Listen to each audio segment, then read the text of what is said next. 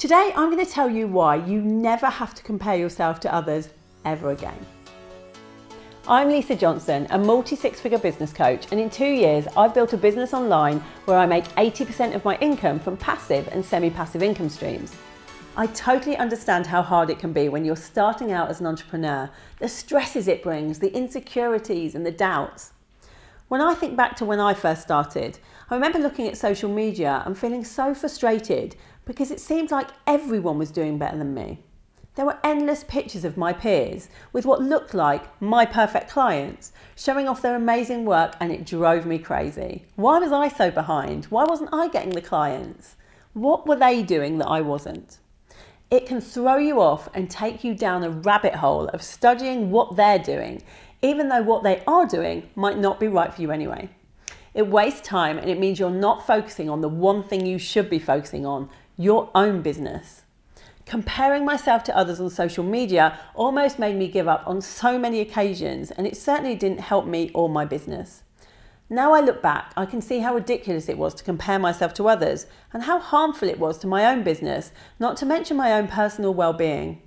Maybe you felt like this too. Let me know in the comments below. Comparisonitis, as I call it, is dangerous and never positive or productive. There are so many reasons to not do it, but here are the 3 biggest ones. Number 1, you are not comparing apples to apples. You may be comparing your 1-year-old business to a 7-year-old business, so it's pointless and soul destroying. You only ever see a business when it starts to become visible. They could have been trying to become visible for so long beforehand and you wouldn't even know it. Number 2, you must not believe what you see on social media. So much of it is exaggerated, enhanced, or even completely made up. I didn't know this until a year or so after, when I'd met up with so many business owners who told me a very different story about their businesses and lives than what was going on social media. Social media is made to appeal to clients, so you can't look at it as the complete truth.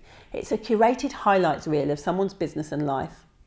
And lastly, you're all unique. You have different things in your lives to prioritise. It was so interesting to me that one lady who I'd been so envious of because she went to all the best events and met all the big players was secretly stalking me and envious because although she had an amazing business, she really wanted a family, and that was so much more important to her. She would have loved to have to say no to events to stay home with her family. You never know what's really going on behind the shiny, polished look of Instagram, believe me. Another problem with comparing and trying to be too much like others is that you can end up unconsciously copying them. Your own style disappears, and everything that a potential client would have loved about you is never seen because you're so busy trying to be like somebody else. As I always say, people buy from people. It's you who your ideal clients will resonate with. Yes, you can work on getting more visible and doing everything to make sure your ideal client finds you, but when they do find you, they want to see you and your message. It's so important to be authentic and not a copy of anybody else. So what do you do about it? Well, it's actually simple and completely in your control. If you can follow people you admire and it spurs you on to do as well as them and it inspires you to be better, then keep following them and keep looking at their posts. If when you see their posts, you feel sad, frustrated, jealous, or unmotivated, then it's not helping, and so there's only one thing for it. That unfollow button, press it. It will be one of the best things that you ever do. When you're running a business, you need positivity all around you. So if something is causing a negative reaction, you get rid of it and concentrate on your own journey.